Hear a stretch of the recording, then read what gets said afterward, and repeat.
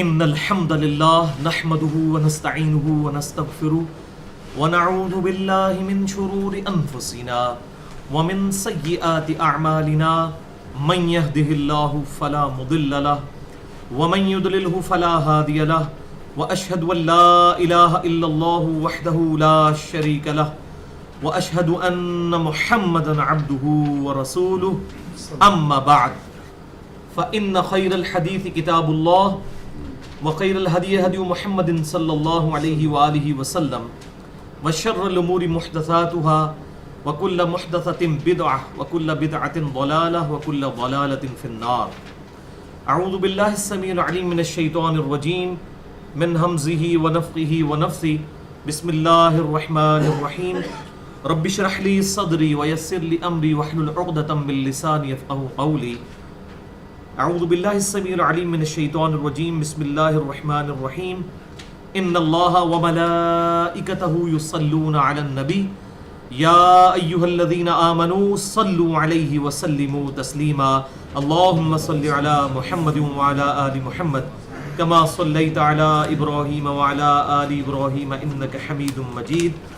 اللهم بارك على محمد وعلى آل محمد كما باركت على إبراهيم وعلى آل إبراهيم إنك حميد مجيد. الحمدللہ آج 12 سپتمبر 2015 کو ہفتے کے دن قرآن کلاس نمبر 190 میں 190 میں ہم اس مقام پر پہنچے ہیں کہ جہاں پر سورۃ النحل کنکلوڈ ہو رہی ہے. انشاءاللہ سورۃ النحل کی آیت نمبر 111 سے لے کر آن ورڈ اس کے اختتام تک انشاءاللہ تعالی آج ہم کور کریں گے. بھائیو، یہ جتنی بھی قرآن حکیم کی صورتیں ہیں یہ بیسیکلی اللہ تعالیٰ کے خطبات ہیں، divine orations of almighty Allah. اور خطبے کا سٹائل یہ ہوتا ہے کہ جب سٹارٹ ہوتا ہے تو تمہید کے ساتھ، اور جب اس کا اینڈ ہو رہا ہوتا ہے تو بڑے جارحانہ انداز میں وہ خطبہ کنکلوڈ ہوتا ہے. اور یہی آپ کو چیز باقی صورتوں میں وقتاً فوقتاً بتاتا رہا. سورۃ البقرہ دیکھیں کس طرح کنکلوڈ ہوتی ہے. آمن الرسول بما انزل الیہ من ربہ والمؤمنون کل آمن باللہ وملائکتہ وکتبہ ورسلہ آن ورڈ. سورہ آل عمران بھی، سورۃ الحجر واللہ الذی لا الہ الا ھو عالم الغیب والشہادہ هو الرحمن الرحیم. اب سورۃ النحل بھی ہماری کنکلوڈ ہو رہی ہے الحمدللہ. سورت نمبر 16 ہے اور ساتھ ہی ہمارا پارہ نمبر 14 بھی مکمل ہو جائے گا. انشاءاللہ اگلی دفعہ ہم پارہ نمبر 15 سورہ بنی اسرائیل سے شروع کریں گے. تو یہ جو خطبے کا سٹائل ہے صورتوں کا، اس کا جو اینڈ ہے یہ بڑا جاندار ہوتا ہے. یہاں پر تھوڑی سی آیات کے اندر اللہ تعالیٰ نے کئی مضامین کو اجمالاً بیان کر دیا ہے، اور اس میں بھی جو ٹاپ آف دا لسٹ ہے وہ سیدنا ابراہیم خلیل اللہ علی نبینا وعلیہ الصلاۃ والسلام کا ذکر خیر بڑے پیشن کے ساتھ آیا ہے. تو اسی کے کراس ریفرنس کے طور پر میں نے یہ آپ کو ایک پیج بھی دے دیا ہے جس پہ ہماری آج کی آیات ایک طرف درج ہیں، دوسری طرف 5 کراس ریفرنسز ہیں سیدنا ابراہیم علیہ السلام کے حوالے سے، کیونکہ یہ قرآن حکیم کے اس خاص جگہ کا تقاضا ہے کہ ہم ابراہیم علیہ السلام کے بارے میں تھوڑی سی معلومات ضرور حاصل کریں، کیونکہ ہمارا دین جو ہے یہ دین ابراہیمی ہی ہے. اور امام کائنات سید الاولین والآخرین شفیع المذنبین رحمت للعالمین سیدنا و مولانا امام اعظم محمد رسول اللہ صلی اللہ علیہ وسلم کی دعوت ہو یا ان سے پہلے انبیاء کی دعوت، چاہے وہ سیدنا عیسیٰ علیہ السلام ہو یا سیدنا موسیٰ علیہ السلام، سب میں کامن فیکٹر جو ہے وہ ابراہیم علیہ السلام کی پرسنالٹی ہے، جو اولڈ ٹیسٹمنٹ اور نیو ٹیسٹمنٹ کی لینگویج میں ابراہم کہا جاتا ہے اور ہم ابراہیم کہتے ہیں. انشاءاللہ ان کا ذکر خیر بھی ہم ڈیٹیل سے کور کریں گے. اعوذ باللہ من الشیطان الرجیم. بسم اللہ الرحمن الرحیم. سورہ النحل آیت نمبر 111. یوم تأتی کل نفس تجادل عن نفسها. اس دن کو یاد کرو، قیامت کے دن کو، کہ جب ہر جان اس حال میں آئے گی کہ وہ اپنی طرف سے جھگڑا کر رہی ہوگی. یعنی اپنے لیم ایکسکیوزز جو بھی ٹوٹے پھوٹے دلائل ہیں اللہ کی بارگاہ میں پیش کرے گی، کسی طریقے سے اس کی جان چھوٹ جائے. وَلِعَاذُ بِاللَّهِ تَعَالَى. اللہم اجرنا من النار اللہم اجرنا من النار اللہم اجرنا من النار اللہم من احییتہ منا فاحیہ علی الاسلام ومن توفیتہ منا فتوفہ علی الایمان وتوفى كل نفس ما عملت. لیکن ہونا کچھ نہیں کسی کے رونے پیٹنے سے یہ نہیں ہے کہ کوئی اللہ تعالیٰ معاذ اللہ پسیج جائے گا، نہیں، حق کے ساتھ فیصلہ ہوگا. وتوفى كل نفس ما عملت، اس دن پورا پورا بدلہ دیا جائے گا ہر جان کو جو اس نے کرتوت کیے، اعمال کیے، اچھے چاہے برے، اس کے مطابق فیصلہ ہوگا. وَهُمْ لَا يُظْلَمُونَ، اور ان پر کوئی ظلم نہیں ہوگا. اب دیکھیں قرآن حکیم تو اپنی دعوت میں بالکل ننگی تلوار ہے، کوئی لحاظ نہیں، کوئی لگی لپٹی بات نہیں ہے، کوئی ایسا کنسیپٹ نہیں ہے کہ جس کی وجہ سے کوئی انسان جو ہے وہ گمراہی کے راستے پر چلے اور کہے جی خیر ہے جی جو کچھ بھی ہے اللہ تیرے محبوب کی امت سے ہے. یہ کنسیپٹ اسلام نے نہیں دیا، نہ قرآن نے دیا. اب آیت نمبر 112 میں پرٹیکولرلی اللہ تعالیٰ نے مشرکین عرب کے ساتھ جو معاملات ہوئے اس کو ڈسکس کیا ہے، اور ویسے یہ جنرل رول بھی ہے اللہ تعالیٰ کا. تعویل خاص کے اعتبار سے تو مکے کی بستی کے بارے میں ہے، لیکن تعویل عام میں تمام بستیوں کے بارے میں اللہ تعالیٰ کی یہ سنت ہے. وَضَرَبَ اللَّهُ مَثَلًا، اور بیان فرماتا ہے اللہ تعالیٰ مثال، قَرْيَةً كَانَتْ آمِنَةً، ایک ایسی بستی کی جو بڑی پرامن زندگی گزار رہی تھی، مطمئنہ، بڑی چین میں آباد تھی، یأتیہا رزقہا رغدم من کل مکان، اور ہر طرف سے رزق بکثرت اویلیبل تھا اس بستی کے لیے. تعویل خاص کے اعتبار سے مکے کی بستی کا ذکر ہو رہا ہے، ویسے عموماً یہ اللہ کی سنت بیان ہو رہی ہے کہ اللہ تعالیٰ رزق کے دہانے کھولتا ہے کسی بستی پر، لیکن جب وہ اللہ کی نافرمانی کرتے ہیں پھر اللہ تعالیٰ کی طرف سے کیسی پکڑ آتی ہے. فَكَفَرَتْ بِأَنْعُمِ اللَّهِ، پس اس کے باشندوں نے اللہ تعالیٰ کی نعمتوں کے ساتھ کفر کیا، کفران نعمت کی. فَأَذَاقَهَا اللَّهُ لِبَاسَ الْجُوعِ، تو اللہ تعالیٰ نے پھر ان پر بھوک کا لباس ان کو پہنا دیا، والخوف، اور خوف کا لباس، بِمَا كَانُوا يَصْنَعُونَ، اس کے بدلے میں جو کچھ وہ دنیا میں اعمال کیا کرتے تھے. اللہ تعالیٰ نے خوف اور بھوک کا لباس ان کے اوپر پہنا دیا. جس قوم کی طرف پیغمبر کو مبعوث کیا جائے اور پھر وہ پیغمبر کی دعوت کو قبول نہ کرے تو اللہ تعالیٰ ان کو جھنجھوڑنے کے لیے بس اوقات چھوٹے چھوٹے عذاب قحط سالی کی شکل میں کسی اور فارم کے اندر بھیجتا ہے تاکہ یہ اللہ کی طرف لوگ پلٹیں. یہی کچھ مکے کی بستی کے ساتھ بھی ہوا.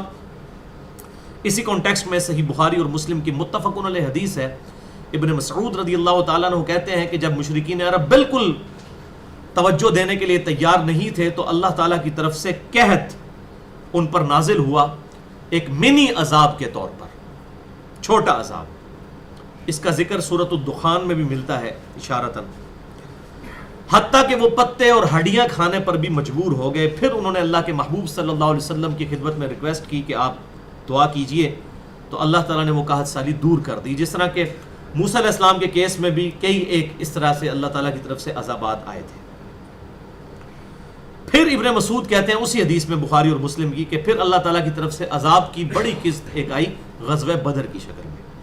اسی لیے میں نے پورا ایک لیکچر دیا ہے مسئلہ نمبر 85، قرآن اور قتال، نبی صلی اللہ علیہ وسلم کی دو خصوصیات. ہمارے محبوب صلی اللہ علیہ وسلم کی یہ دو خصوصیات ہیں. ایک تو قرآن، یعنی آپ کا معجزہ ٹینجیبل فارم میں فزیکل فینومینا آف نیچر کو توڑنے والا نہیں ہے، یعنی قانون قدرت کو توڑنے والا کوئی ایسا معجزہ نہیں جس کی بنیاد پر دعوی نبوت ہو. ویسے معجزات تو بہت ہیں، دعوی نبوت اس قرآن کے اوپر ہے کیونکہ قیامت تک کے لیے معجزہ ہونا چاہیے نا. آج موسیٰ علیہ السلام کا کوئی معجزے کی ویڈیو تو نہیں ہمیں دکھا سکتا، عیسیٰ علیہ السلام کے معجزہ تو نہیں دکھا سکتا. ہم اپنے محبوب صلی اللہ علیہ وسلم کا معجزہ دکھا سکتے ہیں، یہ قرآن ہے. اس کو چیک کریں. اس وقت شاعری عروج پر تھی، شعراء نے اپنے کلام پھاڑ دیے. آج سائنس اپنے عروج پر ہے.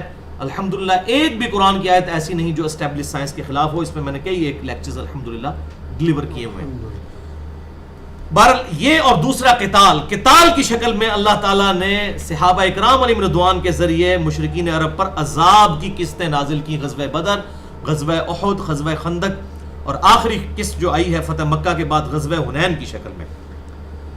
تو یہاں پر بھی ابن مسعود رضی اللہ تعالیٰ عنہ کی اس حدیث میں آتا ہے کہ اللہ تعالیٰ نے غزوہ بدر میں ان پر عذاب نازل کیا. مسلمانوں کے ہاتھوں اللہ تعالیٰ نے غیبی مدد بھی فرمائی فرشتوں کے ذریعے سے اور مسلمانوں کو فتح عطا فرمائی. وَلَقَدْ جَاءَهُمْ رَسُولٌ مِّنْهُمْ، بے شک ان کے پاس آئے ان کے رسول انہی میں سے، فَكَذَّبُوهُ، تو انہوں نے انہیں جھٹلایا، فَأَخَذَهُمُ الْعَذَابُ وَهُمْ ظَالِمُونَ، تو اللہ تعالیٰ نے ان کو پکڑ لیا عذاب کے اندر، اور اس حال میں کہ وہ ظلم کر رہے تھے، اللہ کے باغی تھے، اللہ تعالیٰ نے کوئی ظلم نہیں کیا، وہ اپنی جانوں پر خود ظلم کرنے والے تھے۔ فَكُلُوا مِمَّا رَزَقَكُمُ اللَّهُ حَلَالًا طَيِّبًا، پس کھاؤ اس رزق میں سے جو اللہ تعالیٰ نے حلال اور پاکیزہ تمہیں دیا ہے، وَاشْكُرُوا نِعْمَةَ اللَّهِ، اور شکر گزاری کی روش اختیار کرو اللہ کی نعمتوں پر، ان کنتم ایاہ تعبدون، اگر واقعی ہی تم اس کی عبادت کرتے ہو۔ اب یہ روح سخن ساتھ ہی مسلمانوں کی طرف ہو گیا۔ یہ خطبے کا سٹائل ہوتا ہے، کبھی کوئی مثال دی جاتی ہے، کبھی مخالفین کو ایڈریس کیا جاتا ہے، ساتھ ہی اپنے ماننے والوں کو ایڈریس۔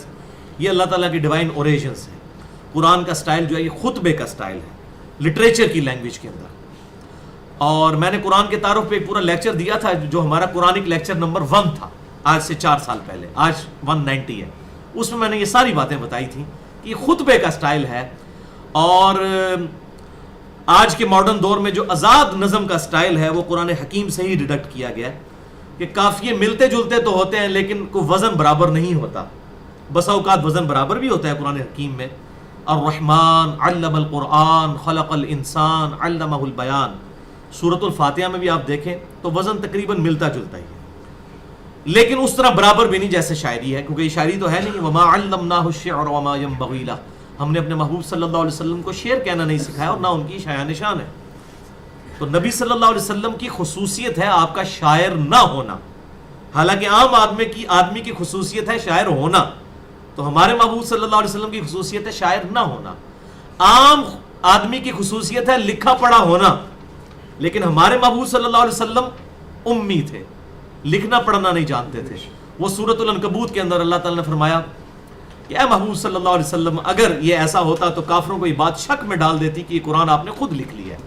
تو یہ آپ کا معجزہ تھا کہ آپ صلی اللہ علیہ وسلم لکھنا پڑھنا نہیں جانتے تھے، اللہ کی اسپیشل پروٹیکشن میں تھے۔ تو بہرحال یہاں پر تو تعویل خاص کے اعتبار سے مکے کی بستی کا ذکر ہوا، لیکن تعویل عام میں ہر وہ بستی جس تک اللہ کی دعوت صحیح طریقے سے پہنچی اور وہ اللہ کو رسپانس نہیں کرتی، ان کے ساتھ یہی معاملات ہوں گے۔ تو آج پاکستان پر جو خوف اور بھوک کی سچویشن ہے، اور ہم سمجھتے ہیں کہ شاید اس کا سلوشن کچھ اور ہے، کافروں کو تو اللہ تعالیٰ نے دنیا میں دینا ہی دینا ہے۔ لیس للانسان الا ما سعى، اللہ تعالیٰ انسان کے لیے وہی مقرر کرتا ہے جس کے لیے وہ کوشش کرے، لیکن کافروں کو تو چونکہ مسلمانوں نے آخرت لینی ہے تو وہ پنجابی والا محاورہ ٹھیک ہے، چوپڑیاں نالے دو ایک تو اللہ سے آپ آخرت مانگتے ہیں، پھر کہیں دنیا بھی ہماری ٹھیک ہو جائے تیری نافرمانیاں کرنے کے ساتھ ساتھ، ایسا نہیں ہوگا۔ ویسے تو نافرمانی پہ امید نہیں ہے کہ آخرت بھی ٹھیک ہو، یہ بھی ذہن میں رکھیے گا۔ یہ جو ہمیں پڑھا دیا گیا نا، ایک دفعہ کلمہ پڑھ لیے تو خیر جو مرضی کرو، تو صحیح بخاری میں حدیث ہے کہ میری پوری امت جنت میں جائے گی سوائے اس کے کہ جس نے انکار کر دیا خود ہی جنت میں جانے سے۔ یہ صحیح بخاری ہے، کوئی سٹوری کتاب نہیں میں پڑھ رہا، آخری چیپٹر ہے صحیح بخاری کا، کتاب الاعتصام بالکتاب والسنہ چیپٹر، کتاب و سنت کو مضبوطی سے تھامنے والا چیپٹر۔ اس میں امام بخاری لے کر صحیح انہوں نے نا ہمیں ہماری شکل دکھا دی ہے آپ صلی اللہ علیہ وسلم کی حدیث کے ذریعے، صحیح بخاری آخری چیپٹر، کہ میری پوری امت جنت میں جائے گی سوائے اس شخص کے کہ جس نے انکار کیا۔ صحابہ کرام علیہ رضوان نے عرض کیا اللہ کے محبوب صلی اللہ علیہ وسلم کس نے انکار کر دیا جنت میں جانے سے؟ کون چاہے گا کہ جنت میں نہ جائے؟ آپ نے فرمایا جس نے میری اطاعت کی وہ جنت میں جائے گا، اور جس نے میری نافرمانی کی اس نے انکار کر دیا۔ یعنی جس نے اللہ کے محبوب صلی اللہ علیہ وسلم کی اطاعت اور اتباع کرنے سے روح گردانی کی، اس نے خود ہی اللہ تعالیٰ کو کہہ دیا کہ میں نے جنت میں نہیں جانا۔ یہ بالکل غلط پروپیگنڈا کیا جاتا ہے، کچھ بھی ہیں اللہ تیرے محبوب کی امت سے ہیں، حرام خور ہیں، بے ایمان ہیں، بے نمازی ہیں، ٹھگ ہیں، دنیا کی ہر برائی ہے، لیکن تیرے محبوب کی امت سے ہیں، اسی بندے دا پتر کوئی نہیں پڑھنا، اسی انسان کوئی نہیں پڑھنا، سانو اسی طرح قبول کر لے۔ یہ کنسیپٹ قرآن حکیم میں واللہ نہیں ہے، یہ دشمن ہے آپ کا جو آپ کو یہ بات بتا رہا ہے۔ آج ایک آیت آئے گی اتنی زبردست آیت، اس میں وہ توبہ کا فلسفہ بالکل کلیئر ہو جائے گا، جو میں کہتا ہوں میرا چیلنج ہے، قرآن حکیم کی مائتھولوجی میں توبہ کا قطعاً یہ کنسیپٹ نہیں ہے کہ آپ اللہ کی بغاوت کریں اور پھر ساتھ ساتھ معافی مانگتے رہیں، بالکل یہ کوئی کنسیپٹ نہیں ہے، بلکہ یہ ہے کہ اگر کہیں نادانستگی میں گناہ ہو گیا فوراً پلٹ آئیں اور اپنی اصلاح بھی کریں مستقبل کے لیے، پھر توبہ قبول ہوگی. آج وہ آیت آنے لگی ہے. ویسے میں نے پورا لیکچر بھی دیا ہے مسئلہ نمبر 18 کے نام سے، گناہ کبیرہ اور توبہ کا بیان. آج مجھے بڑی خوشی ہوئی کہ وہ آیت یہاں پر ریپیٹ بھی ہو رہی ہے. یہ بھی انشاءاللہ آگے چل کر آ جائے گی ساتھ ہی اس کے. ٹرو کنسپٹ آف التوبہ ان اسلام. اچھا اب ایک اور اہم ترین آیت آ رہی ہے. آپ دیکھیں گے خطبہ کنکلوڈ ہو رہا ہے تو کتنے اہم مضامین آ رہے ہیں. آیت نمبر 115. یہ قرآن حکیم میں 4 دفعہ یہ مضمون ریپیٹ ہوا ہے. ان میں سے ایک مقام یہ بھی ہے، انما حرم علیکم المیتہ. اللہ تعالیٰ نے یعنی ہر چیز اپنی اصل میں حرام ہے سوائے ان 4 چیزوں کے. اس سے پچھلی آیت میں آیا نا کہ اللہ تعالیٰ کے دیے ہوئے رزق میں سے کھاؤ جو حلال ہے اور پاکیزہ ہے، اور اللہ کی نعمتوں کا شکر ادا کرو اگر واقعی اسے اپنا رب مانتے ہو. اب ساتھ آئے 4 ہی چیزیں ہیں جن کے بارے میں کیٹاگوریکل مینشن کیا گیا. انما حرم علیکم المیتہ. اللہ تعالیٰ نے تو صرف ایک مردار ہے جو تم پر حرام کیا ہے، نمبر 1. نمبر 2 والدم، اور بہتا ہوا لہو. ان جو ذبح کے وقت خون نکل رہا ہوتا ہے وہ بہتا ہوا لہو بھی کھانا جو ہے حرام ہے. ویسے وہ لہو خود پاک ہے، یہ یاد رکھیے گا. یہ صرف فقہ حنفی کے اندر یہ مسئلہ آیا کہ وہ ناپاک ہے، باقی تینوں ائمہ قائل ہیں. اور میں نے جو استنجا وضو غسل کے اوپر لیکچر دیا مسئلہ نمبر 42، اس میں میں نے احادیث بھی بتائی ہیں. نہ انسان کا خون ناپاک ہے، نہ ہمارے پالتو جانوروں کا خون ناپاک ہے، اور ایون پالتو جانوروں کا جو پیشاب ہے وہ بھی ناپاک نہیں ہے. جو پالتو جانور ہیں وہ ہمیں اللہ تعالیٰ نے اس حوالے سے اجازت دے دی ہے. جو ہمارے حلال جانور ہیں پالتو، جیسے کہ گائے ہوگی، بکری اور بھینس، اس کا اگر پیشاب کپڑوں کو لگ جائے تو ناپاکی نہیں ہے. گوبر، وہ ظاہر ہے وہ ایندھن بننا تھا. ابھی آج تک گاؤں ایریا میں گوبر ایندھن ہے، وہ کون اس طرح اتنا اہتمام کر سکتا ہے؟ تو اللہ تعالیٰ نے اجازت دی ہے. لیکن یہ یاد رکھیے گا کسی چیز کے پاک ہونے کا مطلب نہیں ہے کہ اس کو کھانا پینا شروع کر دیں. پاکیزگی الگ چیز ہے، ٹھیک ہے، کھانے پینے کا معاملہ اور ہے. یہ بات ذہن میں رکھیے گا. اب خون ہے تو پاک، لیکن بہتا ہوا خون پینا حرام ہے. بہتا ہوا جو گوشت کے اندر رہ جائے وہ حلال ہے. ظاہر ہے جو ہڈیوں کے اندر گوشت ہے وہ تو ہم کھاتے بھی ہیں، وہ گودا بھی ہم چوس چوس کے کھا رہے ہوتے ہیں. وہ نہیں، صرف بہتا ہوا لہو جو ذبح کے وقت نکالا جاتا ہے، جو گوشت کی ہڈیوں کے ساتھ لگا ہوا ہے اس کے اندر ہے، وہ پاک ہے، وہ کھانے میں بھی پاک ہے. بل اسی طریقے سے بعض چیزیں ناپاک ہیں کھانے کے اعتبار سے، وہ حرام ہے، لیکن وہ جسم کو لگ جائے تو اس سے ناپاکی نہیں ہوتی. جیسے الکوہل ہے، پی نہیں آپ سکتے، لیکن کپڑوں کے اوپر لگ جائے تو ناپاکی نہیں ہے، اس کا پینا حرام کیا گیا. خود وہ فی نفس ہی ناپاک نہیں ہے. میں نے اس پہ بھی پورا لیکچر دیا ہے، مسئلہ نمبر 69A، سگریٹ کے بارے میں، پرفیوم کے بارے میں، الکوہل کے بارے میں، ہومیوپیتھک ادویہ کے بارے میں، وہ میں نے ساری ڈیٹیل اس کے اندر بتائی ہے الحمدللہ. بہرحال یہاں پر کہا گیا کہ 4 چیزیں ہیں. نمبر 1 مردار، نمبر 2 بہتا ہوا لہو، ولحم الخنزیر، اور خنزیر کا گوشت، جو معذرت کے ساتھ آج کل پاکستانی مسلمان قوم آپ کو کھلا رہی ہے قیمے کی شکل میں. آپ دیکھ لیں پچھلے دنوں کے اندر لاہور میں بھی کئی ہوٹل پکڑے گئے ہیں. تو یہ اسی طریقے سے اب کہاں کے مسلمان ہیں، اور آپ حیران ہوں گے پہلے 30 سے 35 ہزار کھالیں ہر سال پاکستان سے گدوں کی جو ہے ایکسپورٹ ہوتی تھی. اس سال 15 لاکھ کھالیں جو ہے ایکسپورٹ ہوئی ہیں باہر کے ملک میں. تو ظاہر ہے تانوں کو نہیں کھوایا نا. تو میں نے تو اپنے کک کو بھی کہہ دیا کہ بھئی یہ جو ٹی وی پہ اب خبریں لگی آج کے بعد تیری چھٹی بند ہے. اگر تو نے چھٹی کرنی ہے 3-4 دن کا کھانا پکا کے ہمیں دے کے جائے گا بھائی. اب بازار سے کوئی چیز نہیں لینی الا ماشاءاللہ. میں ساروں کو نہیں کہتا، لیکن اللہ معافی دے جس ملک کے اندر یہ حالت ہو کہ کسائیوں کے ہاتھ میں ٹھپے ہوں، وہ خود ٹھپے لگا رہے ہوں، تو وہاں پر کیا اب مضر صحت چیزیں جو ہیں وہ مارکیٹ میں بکیں گی. تو تیسری چیز خنزیر کا گوشت، اور چوتھی چیز وما اہل لغیر اللہ بہ، اور ہر وہ چیز جس کے ذبح کے وقت غیر اللہ کا نام اس پر بولا جائے، کسی غیر اللہ کے تقرب کے لیے ہو، یہ بھی اس میں امپلائڈ ہے. ایک تو ہے ذبح کے وقت اللہ کے علاوہ کسی اور کا نام لینا، اس پہ تو اتفاق ہے. ایک ہے کہ نام تو اللہ کا ہے لیکن تقرب کسی اور کا ہے. صدقہ اور خیرات کسی کی طرف سے ایصال ثواب کے طور پر کرنا وہ تو بالکل درست ہے، لیکن تقرب کسی کا کہ یعنی کہ میں اگر یہ کام کروں گا تو فلاں ہستی مجھ سے خوش ہو جائے گی اور میری مصیبت اور پریشانیوں میں کوئی میرے لیے مددگار بن جائے گی، تو یہ بھی بالکل حرام ہے. اس قرآن کی آیت کے تحت بالکل کیٹاگوریکل مینشن ہے، اس میں کوئی دوسری رائے نہیں. بہرحال اس حوالے سے میں نے یہی آیات سورۃ الانعام میں آئی تھی تو میں نے کم از کم 2 گھنٹے کی گفتگو کی تھی. इसाले सवाब ख़त्म 40वां तीजा, उसके ऊपर मसला नंबर 74, आज मैं डिटेल में नहीं जाऊंगा। फमनित्तुर्र गैर बाग़ वला आदिन, अगर कोई शख्स इज़्तिरारी कैफियत में आ जाए, मजबूर कर दिया जाए, बशर्ते के गैर बाग़िन वला आद, वो उसकी लज्जत का इरादा ना रखता हो और ना वो हद से बढ़े। अगर ये दो शर्तें हो तो ये 4 हराम की भी चीजें भी खाना जायज हो जाएंगी अगर जिंदगी मौत की कशमकश बन जाए, लेकिन लज्जत के लिए नहीं।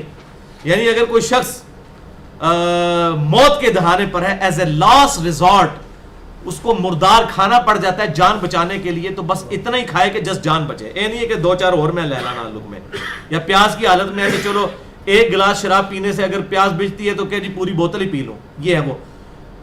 अल्लाह ताला बिल्कुल परफेक्ट गुफ्तगू फरमाता है, गैर बाग़िन वला आदिन, ना तो लज्जत की नीयत हो और ना ही हद से गुजरना हो कि बहुत ज्यादा कोई इस्तेमाल कर ले। फ़इन्नल्लाह गफ़ूरुर रहीम, तो बेशक अल्लाह ताला माफ फरमाने वाला मेहरबान है। देखें इस्लाम जो है वो कितना नेचर के करीब है कि अगर कोई ऐसा मसला बन जाए तो इंसान तक़िया भी कर सकता है। इससे भी अगला स्टेप हम पहले डिस्कस कर चुके हैं तक़िया के बारे में, सूरह अल-नहल में ही आयत नंबर 105 में, जो मसला नंबर 123 के नाम से, वहां पर तो यहां तक आ गई थी बात कि अगर कोई शख्स अपनी जान बचाने के लिए कलमा कुफर भी बोल दे और उसके दिल ईमान पर ठुका हुआ हो तो उसकी भी हम गिरफ्त नहीं करेंगे।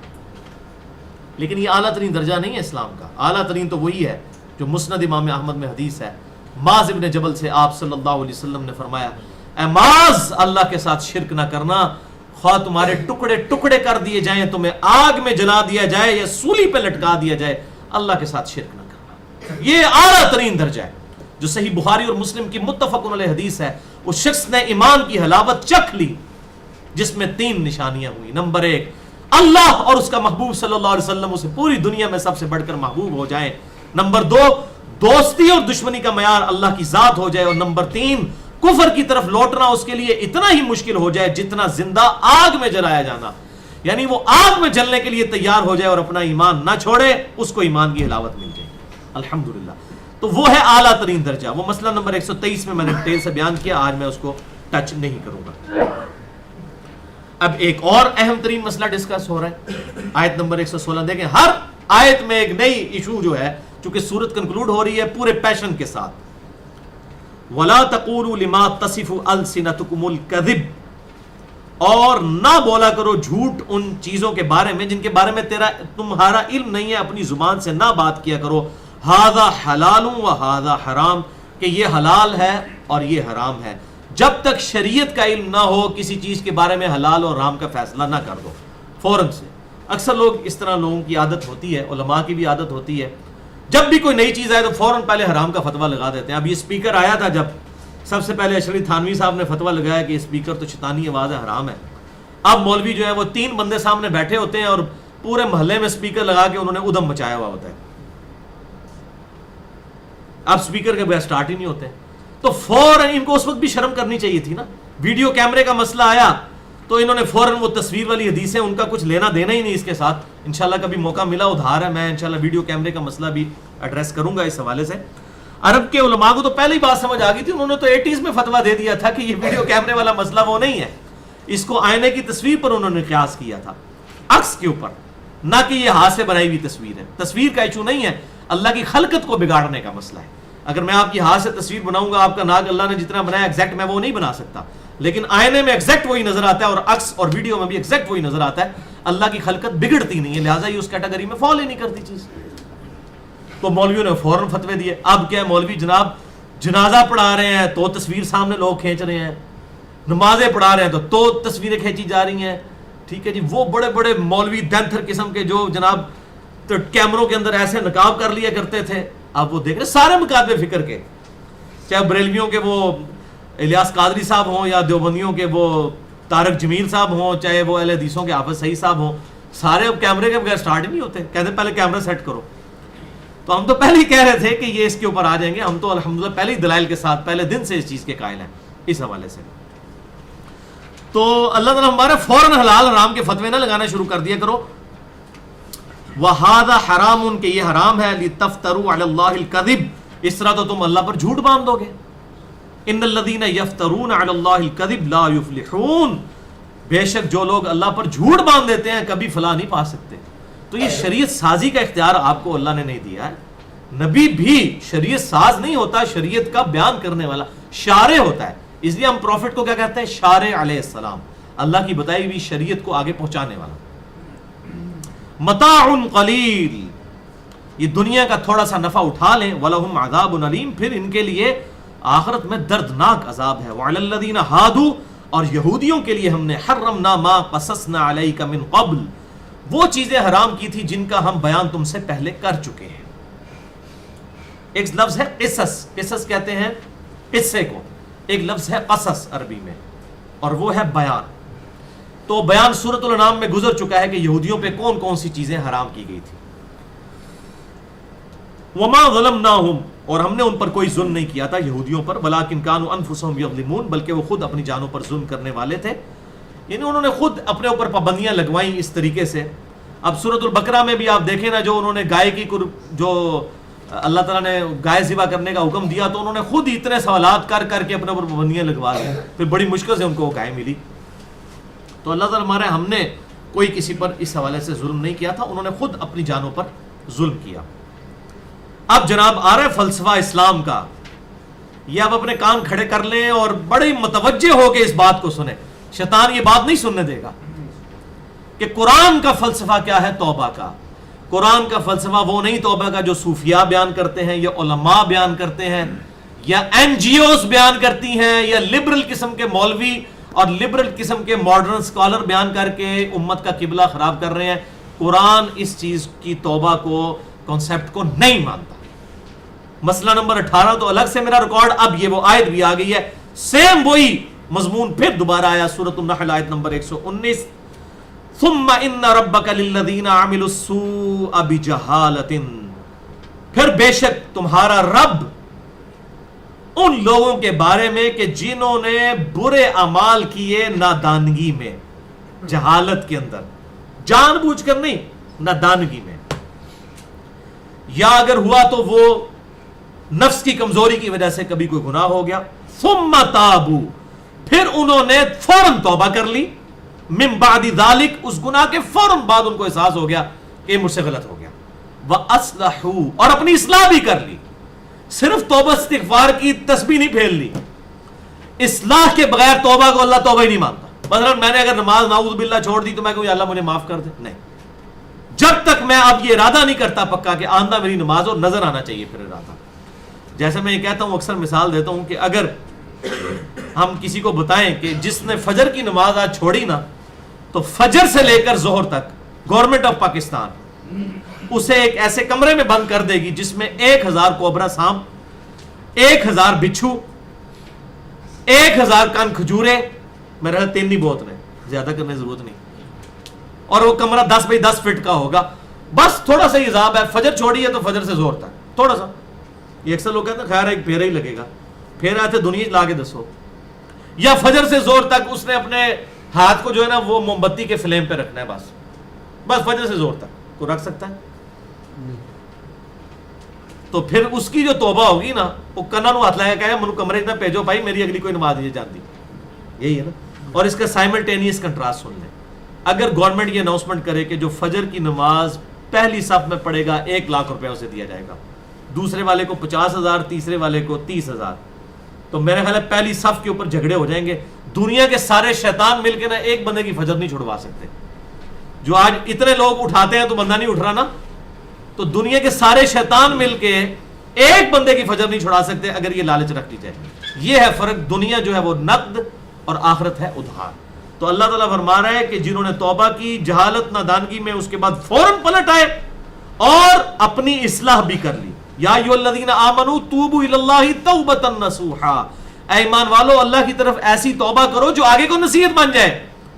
نصیحت تو اسی وقت ہوتی ہے جب بندے کو ایک بار اب ایک شخص جس کو پتا نہیں ہے کہ استری گرم ہوتی ہے، ایک بار اس کا ہاتھ جل گئے نا اس سے، تو کیسی اس کی نصیحت ہوگی، کبھی وہ بھول کے بھی اپنا ہاتھ نہیں اس پہ دوبارہ رکھے گا۔ یہ ہوتی ہے اصلاح۔ یار مجھے تو پتا نہیں تھا، اندر ٹھنڈی کو بھی نہیں ہاتھ لگائے گا، ڈرے گا اتنا، استری کی شکل دیکھ کے ڈرے گا جس کا ایک بار ہاتھ جل گیا۔ یہ ہے اصلاح، یہ ہے نصیحت والی توبہ. اے نہیں توبہ استغفار تسبیح پھیرو خیر جو کچھ بھی ہے اللہ تیرے محبوب کی امت سے، یہ نہیں. ان ربک من بعدها لغفور رحیم، بے شک پھر اس کے بعد اللہ تبارک و تعالی ایسے لوگوں کے حق میں ضرور مغفرت فرمانے والا اور رحم فرمانے والا ہے. الحمدللہ. ہاں جی جناب، یہ ہے قرآن کی توبہ کا کنسپٹ. اب ہم اپنے گریبان میں جھانک کر دیکھ لیں کہ ہمیں کس طرف لوگوں نے لگا دیا ہوا ہے کہ بغاوت کرو خیر اللہ تعالیٰ معاف کر دے گا. نعوذ باللہ من ذالک. اللہم اجرنا من النار، اللہم اجرنا من النار، اللہم اجرنا من النار. یہ سنت ہے، صحیح بخاری اور مسلم کی حدیث ہے کہ آپ صلی اللہ علیہ وسلم جب بھی قرآن میں عذاب کی آیات پڑھتے تھے فوراً اللہ سے پناہ طلب کرتے تھے، نماز کی حالت میں بھی. یعنی آپ تہجد کی نماز میں جب قرآن پڑھ رہے ہوتے تھے تو فوراً ہی عذاب کی آیات آتی تھی تو فوراً اللہ کی طرف رجوع کرتے تھے. تو ہم بھی اسی سنت پہ کسی نہ کسی درجے میں عمل کر رہے ہیں الحمدللہ. اب بھائیو آیت نمبر 120 سے آن ورڈ، 120، 121، 122 اور 123، یہ 4 آیات کے اندر اللہ تعالیٰ نے سیدنا ابراہیم خلیل اللہ علی نبینا وعلیہ الصلاۃ والسلام کا ذکر خیر فرمایا ہے، بڑے پیشن کے ساتھ، بڑے جاہ و جلال کے ساتھ ان کی پرسنالٹی کو واضح کیا. اور میں یہ جب بھی پڑھتا ہوں میں حیران ہو جاتا ہوں کہ ابراہیم نے آخر کون سا ایسا کمال کیا ہے.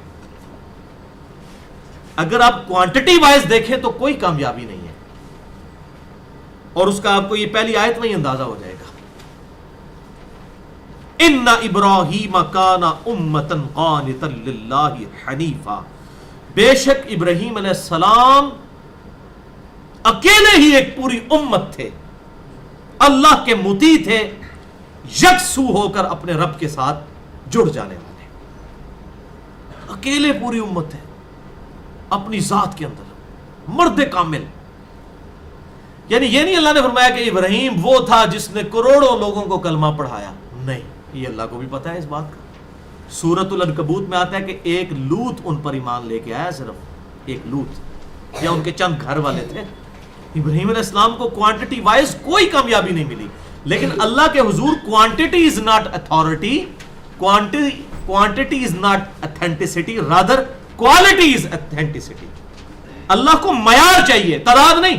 تعداد تو آج بھی کافروں کی کئی زیادہ ہے. نوح علیہ السلام نے 950 سال تبلیغ کی تو 78 کے قریب لوگ ایمان لے کر آئے. تو کیا نوح علیہ السلام ناکام ہو گئے؟ نہیں، قوم ناکام ہوئی ہے. حتیٰ کہ صحیح بخاری میں آتا ہے کہ قیامت والے دن بعض انبیاء اس حال میں پیش ہوں گے کہ کسی پر 4 امتی، کسی پر 3، 2، کسی پہ 1، کسی پہ 1 بھی ایمان نہیں لایا ہوگا. ایسے انبیاء بھی قیامت والے دن آنے والے ہیں. یہ تو ہمارے محبوب صلی اللہ علیہ وسلم کی امت جو ہے وہ ایک بہت بڑی امت ہے، آپ صاحب امت پیغمبر ہیں. ادروائز اگلے انبیاء میں سوائے موسیٰ علیہ السلام اور 1-2 اور پیغمبروں کے کوئی زیادہ تعداد نہیں لوگوں پر ایمان لے کر آئی. ان پر عیسیٰ علیہ السلام پر بھی جو ایمان لے کے وہ بھی ان کے اٹھائے جانے کے کئی سال بعد، کافی عرصے کے بعد، لیکن وہ بھی ٹوٹی پوٹی فارم میں ڈیوینٹی کلیم کرتے ہیں وہ جیسس کرائسٹ کے بارے میں، اور وہ بھی کوئی حق پر مبنی ان کا عقیدہ نہیں، باطل عقیدہ ہی ہے. عیسیٰ علیہ السلام کی تعلیمات بگاڑ دی ہیں. میرا آپ مسئلہ نمبر 90 دیکھ لیں، جیوز اور کرسچنز کے عقائد کے بارے میں قرآن حکیم کی آیات کیا ہیں. تو یہاں پر ابراہیم علیہ السلام کا اتنی وجاہت سے ذکر ہو رہا ہے. ابراہیم علیہ السلام کامن فیکٹر ہے جیوز، کرسچنز اور مسلمانوں کے درمیان، الحمدللہ. لیکن چونکہ وہ مرد کامل تھے، ان کا اپنی انٹرنل موٹیویشن اور اندر کا پیشن اتنا سٹرونگ تھا کہ اللہ نے کہا اکیلے ہی پوری امت ہے. یعنی اس کو اگر میں اپنے الفاظ میں بیان کروں نا کہ خدا کیا کہنا چاہ رہا ہے، اگر ہم اپنی لینگویج میں اس کو تو اللہ تعالیٰ فرماتا ہے کہ کروڑوں لوگ ہو جائیں ایک طرف ہے، ابراہیم اکیلے ہی ہمیں ایسا پیارا ہے اپنے صحیح عقائد کی وجہ سے کہ ہمیں کروڑوں لوگوں کا ایمان نہیں ہے، کہ ابراہیم جیسا ایمان مل جائے نا وہ کروڑوں لوگوں سے بہتر ہے. یہ وہ چیز ہے. ان ابراہیم کان امۃ قانتا للہ حنیفا، بے شک ابراہیم اکیلے ہی پوری امت مرد کامل تھے، اللہ کے لیے مطیع، سر تسلیم خم کرنے والے، حنیفہ، یکسو ہو کر. یہ امام ابو حنیفہ والا حنیفہ نہیں ہے، اس کے اینڈ پہ الف آتی ہے. حنیفہ کا مطلب ہے سب سے ٹوٹ کر ایک اللہ کا ہو جانے والا. یکسو انگلش میں سے ہم کہتے ہیں ڈیڈیکیٹڈ ٹو گاڈ. اللہ वलम यकु मिनल मुशरिकीन, और इब्राहिम मुशरिकों में शामिल ना थे। शाकिरल लिअनउमिह, वो हर लम्हा शुक्र गुजार रहते थे उन नेमतों पर जो अल्लाह ने उन्हें दी थी। इज्तबाहु व हदाहु इला सिरातिम मुस्तकीम, अल्लाह ने चुन लिया था उनको और रहनुमाई फरमाई थी सीधे रास्ते की तरफ। इब्राहिम चुने हुए आदमी थे। इज्तबा, इसी से लफ्ज है मुजतबा, नबी सल्लल्लाहु अलैहि वसल्लम का मुबारक नाम है। मुस्तफा, मुजतबा, चुना हुआ अल्लाह का बंदा। व आतैनाहु फिद दुनिया हसना, और हमने दुनिया में उनको भलाइयां अता फरमाई थी। व इन्नहु फिल आखिरति लमिनस सालिहीन, और बेशक आखिरत में तो वो जरूर हमारे नेकोकार बंदों में शामिल होंगे। अल्लाह अकबर। आज देख लें, अब ये जुल्हिज्जा का महीना शुरू होने वाला है। इब्राहीम अलैहिस्सलाम की याद है हर तरफ। हज का महीना करीब है, अभी 2-3 दिनों में शुरू होने वाला है। इब्राहीम अलैहिस्सलाम को अल्लाह ताला ने दुनिया में क्या इज्जत दी। मैं कहता हूँ किसी इंसान के लिए ऐसी इज्जत नहीं। हमारे महबूब सल्लल्लाहु अलैहि वसल्लम को भी हुक्म दे दिया कि आपने भी दीन इब्राहिमी की पैरवी करनी है। वो अगली आयत में आ रहा है, सुम्मा औहैना इलैक, ऐ महबूब सल्लल्लाहु अलैहि वसल्लम, इब्राहिम के बाद अब मर्द कामिल की हैसियत से आपको अल्लाह ने उठाया है पैगंबर बनाकर। सुम्मा औहैना इलैक, इसके बाद आपकी तरफ हमने ये वही की है, अनित्तबि मिल्लत इब्राहिम, क्या महबूब तुम भी पैरवी करो मिल्लत इब्राहिम की। अल्लाहु अकबर कबीरा वल्हम्दुलिल्लाहि कसीरा व सुब्हानल्लाहि बुकरतम व असीला। हनीफा, उस इब्राहिम की जो यकसू थे, वमा काना मिनल मुशरिकीन, और वो मुशरिकों में नहीं थे। इब्राहिम अलैहिस्सलाम की सुपरलेटिव डिग्री जो है ना, जैसे हम वो हमारे यहाँ पर जो है वो निशान हैदर दिया जाता है फौज में, और निशान पाकिस्तान जो है वो सिविलियन, अल्लाह ताला के यहाँ सबसे बड़ी डिग्री ये है, वमा काना मिनल मुशरिकीन, शिर्क नहीं करते थे। ये बहुत बड़ी डिग्री है, यानी छोटे से शिर्क से भी वो पाक थे। जैसा कि कुरान हकीम में कई जगह ये बात आई, अफराइता मन इत्तखज़ा इलाहहु हवा, ए महबूब सल्लल्लाहु अलैहि वसल्लम, भला तुमने उस शख्स को देखा जिसने अपनी ख्वाहिश नफ्स को अपना खुदा बना लिया। ख्वाहिश नफ्स की पैरवी करना भी किसी ना किसी दर्जे में शिर्क में की कैटेगरी में फॉल करता है। शिर्क जली में नहीं आता, लेकिन खफी में तो है, रियाकारी शिर्क खफी में आता है। इब्राहीम अलैहिस्सलाम बारीक से शिर्क से भी पाक थे, इसलिए ये सबसे बड़ा टाइटल है। मैं कहता हूं क़यामत वाले दिन सबसे बड़ा टाइटल किसी शख्स को यह मिल सकता है कि अल्लाह ताला कह दे वमा काना मिनल मुशरिकीन, ये मुशरिकों में नहीं था। अल्लाह ताला हम सबको ये अता फरमाए, आमीन। तो अल्लाह ताला हमारा है कि ए नबी, हमने आपकी तरफ भी वही की है कि मिल्लत इब्राहीम की पैरवी करें, जो मुशरिकीन में शामिल नहीं थे, सबसे टूट कर एक अल्लाह के वो हो गए थे। ए महबूब सल्लल्लाहु अलैहि वसल्लम, आप भी उस इब्राहीम अलैहिस्सलाम की पैरवी करें। तो आप सल्लल्लाहु अलैहि वसल्लम को भी पैरवी का हुक्म दिया गया। लिहाजा अब ये हमारा अपने महबूब सल्लल्लाहु अलैहि वसल्लम से अकीदत और सैयदना इब्राहीम अलैहिस्सलाम से अकीदत का तकाजा है कि एक दफ़ा तो दुरूद इब्राहीमी हमें पढ़ना चाहिए। यहाँ पर अल्लाहुम्मा सल्ली अला मुहम्मद व अला आलि मुहम्मद कमा सल्लैता अला इब्राहीम व अला आलि इब्राहीम इन्नका हमीदुम मजीद। अल्लाहुम्मा बारिक अला मुहम्मद व अला आलि मुहम्मद कमा बारकता अला इब्राहीम व अला आलि इब्राहीम इन्नका हमीदुम मजीद। अब अपने वो रेफरेंस पेज का दूसरा हिस्सा निकाल लीजिए, बैक साइड, जिसमें मैंने 5 क्रॉस रेफरेंसेस सैयदना इब्राहीम अलैहिस्सलाम के हवाले से लिखे हैं। वैसे तो इब्राहीम अलैहिस्सलाम पे मैं 3 घंटे कुरान हकीम की रोशनी में बोल सकता हूँ, लेकिन वो इतना टाइम नहीं, हमने अपना ये लेक्चर टाइम पे ख़त्म करना था। 5 क्रॉस रेफरेंसेस मैंने लिए हैं, उनको हम जल्दी जल्दी कवर कर लेते हैं। पहला क्रॉस रेफरेंस है सूरतुल बकरा की आयत नंबर 124, वइज़ इब्तला इब्राहीम रब्बुहु बिकलिमातिन, और जब जब आजमाया इब्राहीम को उसके रब ने जिन जिन बातों में, और अल्टीमेट आजमाइश तो की बेटे की कुर्बानी की, जिसका जिक्र सूरह अस-सफ़ात के अंदर मौजूद है। रो रो कर दुआएं कर कर के 87 साल की उम्र में बेटा मिला, और जब उसकी उम्र 12-13 साल हुई तो उसको भी ज़िबा करने का हुक्म आ गया। वो मेरा मसला नंबर 52 सुन लें कुर्बानी के ऊपर, उसमें मैंने ये बात बताई डिटेल से। जब जब आजमाया इब्राहीम को उसके रब ने मुख्तलिफ बातों में, फ़अतम्महुन, इब्राहीम अलैहिस्सलाम ने सारी बातें पूरी कर दी। यानी इब्राहीम अलैहिस्सलाम पूरे कामयाब होकर निकले हर आजमाइश से। अब उसका इनाम क्या मिला? क़ाला इन्नी जाइलुका लिन्नासि इमामा, हमने फरमाया कि बेशक ए इब्राहीम, हम तुझे इंसानियत का इमाम बनाने वाले हैं। آپ مجھے بتائیں جب ابراہیم پہ صرف ایک لوط ایمان لائے اور ان کے بیٹے اور بیویاں ایمان لے کر آئیں, ان کے ساتھ کسی قوم نے کلمہ نہیں پڑھا, حتیٰ کہ ان کے اپنے باپ نے بھی نہیں پڑھا, اس وقت ابراہیم نے کیا سوچا ہوگا کہ میں کیسے انسانیت کا امام بنوں گا. لیکن آج آپ دیکھیں, آج ابراہیم علیہ السلام دنیا میں نہیں ہے, لیکن انسانیت کے امام ان کو بنایا اللہ نے. اور نظر انہوں نے اپنی زندگی میں یہ وقت نہیں دیکھا کہ وہ انسانیت کے امام اس حوالے سے بنے ہوں کہ اتنی انسانیت ان کو رسپیکٹ کی نظر سے دیکھتی ہو. قال ومن ذریتی, انہوں نے کہا تو اے اللہ میری اولاد. قال لا ینال عہد الظالمین, پرفیکٹ اللہ تعالیٰ نے جملہ بولا. اللہ تعالیٰ نے فرمایا کہ یہ عہد میرا جو ہے نا ظالموں کو نہیں پہنچے گا, یعنی تیری اولاد کی نسبت کام نہیں آئے گی. اگر کوئی تیری اولاد میں سے ہے اور ظالم ہے تو اس کو تو کوئی عہد نہیں, اگر کوئی صحیح ہوا نیکوکار تو ضرور اسے عہد ملے گا. تو اب یہ دیکھ لیں, یہ جو کہتے ہیں کچھ بھی ہیں اللہ تیرے محبوب کی امت سے ہیں, بخاری اور مسلم کی متفق علیہ حدیث ہے, میری بیٹی فاطمہ اس بات پہ مت اکڑنا, اس بات پر تم جو ہے غرور نہ کرنا کہ اللہ کے نبی کی بیٹی ہو, اگر اللہ نے پکڑ لیا تو میں بھی تمہارے کام نہیں آؤں گا. یہ ہمیں سنایا جا رہا تھا, ورنہ فاطمہ علیہ السلام رضی اللہ تعالیٰ عنہا تو جنتی عورتوں کی سردار ہیں. بخاری اور مسلم دونوں میں حدیث موجود ہے. دوسرا ریفرنس سورۃ الانعام آیت نمبر 2, سورۃ الانعام کی کنکلوژن ان آیات کے اوپر زبردست. قل اننی ہدانی ربی الی صراط مستقیم, اے محبوب صلی اللہ علیہ وسلم فرما دیجئے کہ بے شک میرے رب نے مجھے تو ہدایت دے دی ہے صراط مستقیم کی طرف. دینا قیما ملت ابراہیم حنیفا, اس سیدھے ابراہیم علیہ السلام کے سیدھے دین پر جس کی ملت قائم ہے ابراہیم علیہ السلام کی پرسنالٹی کے اوپر, حنیفہ جو سب سے ٹوٹ کر ایک اللہ کے ہو گئے تھے, وما کان من المشرکین, اور وہ مشرکوں میں نہیں تھے.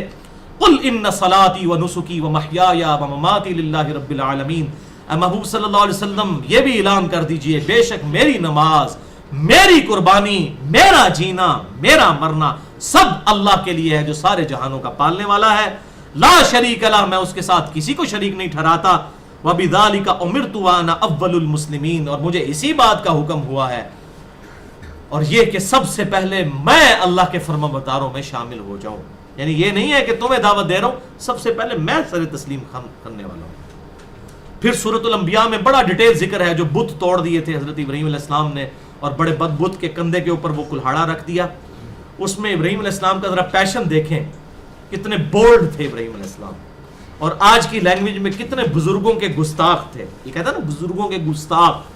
تو جب اس وقت کے لوگوں نے اپنے بزرگوں کا حوالہ دیا نا ان کو کہ ہم نے اپنے آباء و اجداد کو اس پہ پایا ہے, اتنے بڑے بڑے بزرگ, ابراہیم پاگل تھے, یہ ابراہیم کا باپ ان کو کہتا ہے.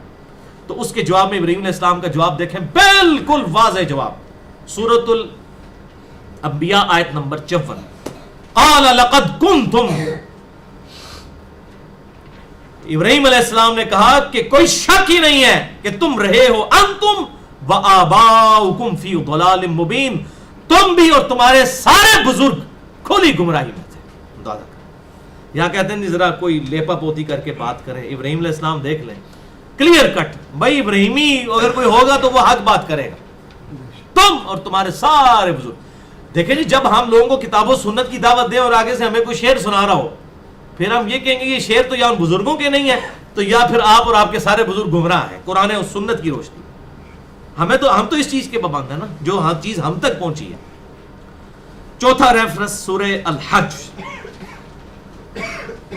وجاہدوا فی اللہ حق جہادی, اللہ کی راہ میں کوشش کرو جیسا کہ کوشش کرنے کا حق ہے.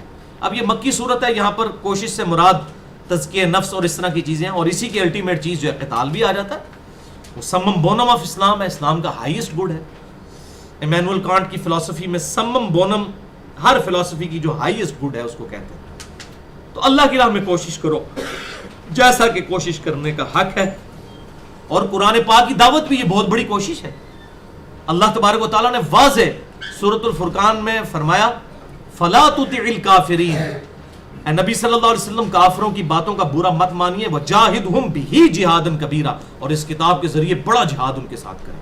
یعنی کتاب اللہ کی دعوت بہت بڑا جہاد ہے.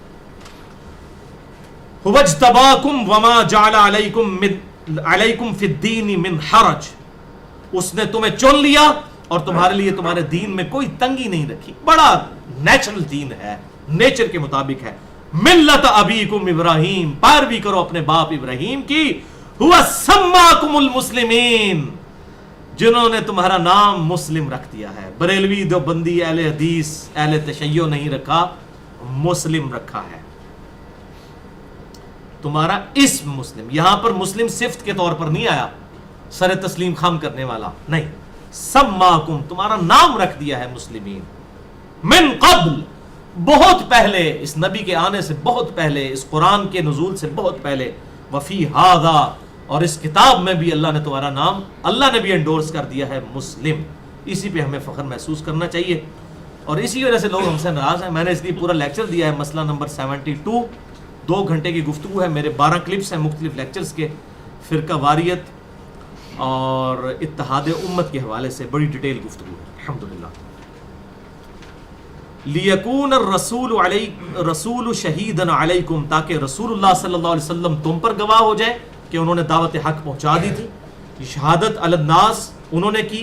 بخاری اور مسلم میں آتا ہے کہ یوم النحر کا جو آپ کا خطبہ ہے، ایک تو ہے یوم عرفہ والا، ایک یوم النحر کا اگلے دن قربانی والا جو منا میں آپ کا خطبہ ہے. بخاری اور مسلم کی متفق علیہ حدیث ہے. آپ نے صحابہ سے پوچھا کیا میں نے اللہ کا پیغام تم تک پہنچا دیا؟ یہ پورا خطبہ میں نے وہ واقعہ کربلا اور محرم سے ریلیٹڈ 5 علمی پوائنٹ مسئلہ نمبر 66 اے کے شروع کے آدھے گھنٹے میں وہ پورا خطبہ بیان کیا ہے. صحابہ نے کہا یا رسول اللہ پہنچا دیا. تو آپ نے 3 دفعہ کہا اے اللہ گواہ رہنا، اے اللہ گواہ رہنا، اے اللہ گواہ رہنا، اور پھر کہا اب یہ تمہاری ذمہ داری ہے کہ اس پیغام کو ان لوگوں تک پہنچا دو جو یہاں موجود نہیں. تو رسول اللہ صلی اللہ علیہ وسلم ہم پر گواہ ہیں کہ اللہ کی گواہی انہوں نے ہم پر دی، ہم تک دین پہنچایا، اور یہ امت بھی گواہ ہے باقی پوری امت کے لیے. یہ حاضر و ناظر جو ترجمہ کیا بالکل غلط ہے، ورنہ تو یہاں پہ آ جائے گا کہ امت بھی حاضر و ناظر ہے، شہید کا ترجمہ. اسی لیے میں نے مسئلہ نمبر 7 ریکارڈ کروایا حاضر و ناظر والا. یہ وہی لفظ ہے، یہاں پر احمد صاحب ریلوی صاحب نے صحیح ترجمہ کیا ہے تاکہ رسول اللہ تم پر گواہ ہو اور یہ امت جو ہے وہ سب پر گواہ ہو. ان کو پتہ ہے پوری امت کو حاضر و ناظر ماننا پڑ جانا ہے. تو اس لیے میں کہتا ہوں اب ترجمہ کسی کا پڑھیں، جہاں اس نے ڈنڈی ماری ہے قرآن خود اس کی ڈنڈی پکڑے گا. یہاں وہ ترجمہ بالکل ٹھیک کیا انہوں نے، تاکہ رسول اللہ تم پر گواہ ہو صلی اللہ علیہ وسلم. وَتَكُونُ شُهَدَاءَ عَلَى النَّاسِ، اور تم باقی لوگوں پر رسول اللہ کے بہاف پر گواہ بن جاؤ. یعنی امت یہ دعوت کی طرف، کنتم خیر امت اخرجت للناس تأمرون بالمعروف وتنہون عن المنکر وتؤمنون باللہ. سورہ آل عمران آیت نمبر 110. تم بہترین امت ہو جو لوگوں کے نفع کے لیے نکالے گی، لوگوں کو اللہ کی طرف بلاتے ہو اور نیکی کی طرف بلاتے ہو، برائی سے روکتے ہو اور اللہ پر ایمان رکھتے ہو جیسا کہ ایمان لانے کا حق ہے. وَأَقِيمُوا الصَّلَاةَ، اور قائم کرو نماز. وَآتُوا الزَّكَاةَ، اور زکوٰۃ ادا کرو، اللہ کی راہ میں تزکیہ نفس کرو اور اس کو مال دو. وَاعْتَصِمُوا بِاللَّهِ، اور چمٹ جاؤ اللہ کے ساتھ. اللہ کے ساتھ کیسے چمٹ جاؤ؟ کتاب اللہ کے ساتھ، یہ اللہ کی رسی. وَاعْتَصِمُوا بِحَبْلِ اللَّهِ جَمِيعًا وَلَا تَفَرَّقُوا. غدیر خم کی حدیث صحیح مسلم میں 4 طرق ہیں انٹرنیشنل نمبر کے مطابق 625 سے 628 تک. اس میں 2 چیزوں کی طرف آپ نے فرمایا. نمبر 1 قرآن کو پکڑ لینا، یہ اللہ کی رسی ہے، اس میں ہدایت ہے، اس میں نور ہے. جو اس کتاب کو پکڑے گا ہدایت پر ہوگا، جو چھوڑ دے گا گمراہ. اور دوسرا میرے اہل بیت ہیں، ان کے بارے میں تمہیں اللہ سے ڈراتا ہوں، ان کے ساتھ اس نے سلوک کرنا لیکن پکڑنا قرآن کو. اللہ کے ساتھ چمٹ جاؤ یعنی قرآن کے ساتھ. ہوا مولاکم، وہی تمہارا حقیقی مددگار، تمہارا حقیقی دوست وہ ہے. فنعم المولا ونعم النصیر، تو کیا ہی بہترین وہ دوست ہے اور کیا ہی بہترین وہ مددگار ہے. الحمدللہ. 5واں ریفرنس سورہ ال عمران آیت نمبر 64 سے 68. قل یا اہل الکتاب تعالوا الی کلمۃ سواء بیننا وبینکم. اب یہ جوز اور کرسچن، جو میں نے کہا تھا نا، جوز کرسچنز مسلمانوں کے لیے کامن فیکٹر ابراہیم علیہ السلام کی پرسنالٹی ہے. اے اہل کتاب آ جاؤ، اے محبوب صلی اللہ علیہ وسلم اہل کتاب جوز اور کرسچن سے فرمائیے آؤ ہم ایک بات پر تو اکٹھے ہو جائیں. جوز اور کرسچنز کو بھی کہا جا رہا ہے ایک بات پر اکٹھے ہو، یہاں مسلمان ایک بات پہ اکٹھے نہیں ہوتے اور تفریق در تفریق کرتے جا رہے ہیں. اسلام تو انسانیت کو یہ درس دیتا ہے کامن ٹرمز پہ اکٹھے ہو. یہ کی فار دعویٰ ہے، یہ آیت دعوت کی چابی ہے. آؤ اس ایک بات پر ہم اکٹھے ہو جائیں جو تم میں اور ہم میں کامن ہے. سواء بیننا وبینکم، ایک جیسی ہے تم میں اور ہم میں. اللہ نعبد الا اللہ، اللہ نعبد الا اللہ، کہ مت پوجے ہم کسی کو سوائے اس کے. ماننا کافی نہیں اللہ کو، اللہ کو پوجنا، اس کے علاوہ کسی کو نہ پوجے. ولا نشرک بہ شیئا، اور اس کے ساتھ کسی چیز کو شریک نہ ٹھہرائیں. ولا یتخذ بعضنا بعضا اربابا من دون اللہ، اور ہم آپس میں مختلف ہستیوں کو بعض کا رب نہ مان لیں، انسانوں کو نہ رب مان لیں، پیغمبروں کو رب نہ مان لیں. اس حوالے سے میں نے ایسے بڑی ڈیٹیل گفتگو کی ہے. مسئلہ نمبر 90 کے نام سے جیوز اور کرسچنز کے لیے قرآن حکیم کی دعوت، کراس ریفرنسز کے طور پر ساری آیات. مجھے اگلے دن بھی ایک بندے نے ای میل کی تھی کسی کرسچن کو یا کسی جیوز میں سے کسی شخص کو، تو میں نے وہ لیکچر بھی ان کو ریفر کیا کہ مسئلہ نمبر 90 الحمدللہ. کیونکہ آپ پتہ ہے انڈیا میں تو کافی جیوز اور کرسچنز موجود ہیں، جیوز تو اتنے نہیں لیکن کرسچنز بہت زیادہ ہیں جو اردو سمجھتے ہیں. تو قرآن حکیم نے اپنا مقدمہ بالکل پیش کیا، اس میں میں نے یہ آیات بتائی تھی کہ ایک دوسرے کو تو رب نہ مان لیں. فَإِن تَوَلَّوْا، اور اگر یہ رخ پھیر لیں محبوب صلی اللہ علیہ وسلم، فَقُولُوا اشْهَدُوا بِأَنَّا مُسْلِمُونَ، تو تم کہو کہ ہم تو گواہی دیتے ہیں کہ ہم اپنے رب کے حضور سر تسلیم خم کرنے والے ہیں. کوئی مانے نہ مانے ہم اپنے رب کے سامنے سر تسلیم خم کرنے والے ہیں. یا اہل الکتاب، اے جیوز اور کرسچنز، لِمَ تُحَاجُّونَ فِي ابراہیم، تم کیوں جھگڑا کرتے ہو ابراہیم کے بارے میں، بڑے ابراہیمی بنتے ہو. اور پھر وہ کیا کہتے تھے، وہ جیوز کہتے تھے ابراہیم علیہ السلام یہودی تھے، کرسچنز کہتے تھے حضرت ابراہیم جو ہے وہ عیسائی تھے. اور جیسے شیخ زکریا صاحب نے بھی وہ نادانستگی میں لکھ دیا ایک صحابی کے بارے میں، ہو سکتا ہے وہ بھی امام شافعی کے مذہب پر ہوں. یہ وہی چیز ہے، وہی امام شافعی تو بعد میں آئے ہیں. تو اب یہی چیز ہے وہ جیوز اور کرسچنز والے ایشوز میں. وہ کہتے تھے کہ ابراہیم علیہ السلام یہودی تھے، اور وہ کہتے ہیں ابراہیم علیہ السلام جو ہے وہ نصارہ میں سے تھے. تو اللہ تعالیٰ اس کی طرف ذکر کر رہا ہے، اہل کتاب ابراہیم کے بارے میں کیوں جھگڑتے ہو. وما انزلت التوراۃ والانجیل الا من بعد، تورات اور انجیل تو ابراہیم کے بعد نازل ہوئی ہے. ابراہیم علیہ السلام کیسے شافعی ہو گئے؟ یعنی آج کی لینگویج میں وہ بات ہو رہی ہے. ابراہیم علیہ السلام کیسے عیسائی یا یہودی ہو گئے؟